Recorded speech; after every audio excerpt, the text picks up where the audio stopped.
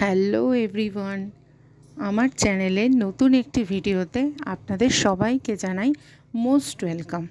চলুন আজকে ডিমের ডালনা তৈরি করতে করতে আপনাদের সাথে দুটো গল্প করা যাক। আচ্ছা, শ্বশুরবাড়িতে মেয়েরা কি কখনো নতুন বিয়ে করে এসে বেয়াদবি করে? করে না। শ্বশুরবাড়িতে মেয়েরা এসে কখনো বেয়াদবি করে না। কেন করবে বলুন তো? তারা কি কখনো বেয়াদবি করতে আসে নাকি?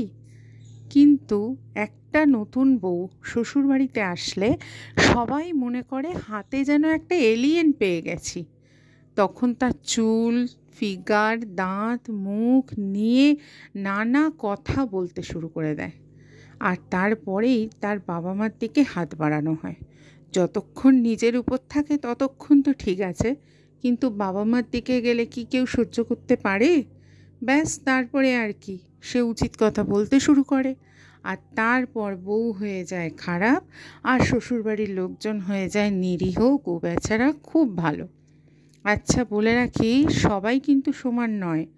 এমন অনেক শ্বশুরবাড়ি আছে, তারা কিন্তু ভীষণ ভালো। তারা কিন্তু তাদের বৌমাকে আদর যত্নে ভরিয়ে রাখে। সবাই তো সমান হয় না, তাই না? আমি মনে করি একটা মেয়ে যখন নতুন পরিবেশে আসে তখন তাকে অ্যাডজাস্ট করার কিছুটা সময় দিতে হয়, তাই না? আচ্ছা, যাই হোক, আমার এই ভিডিওটা যদি ভালো লেগে থাকে তাহলে কিন্তু একটা লাইক আর একটা সাবস্ক্রাইব অবশ্যই করে দেবেন। আপনাদের একটা লাইক কিন্তু আমাকে নতুন নতুন ভিডিও তৈরি করতে আরও উৎসাহ দেবে। আজকের মতন এখানেই আসছি। টাটা, সবাই ভালো থাকবেন। Thanks for watching.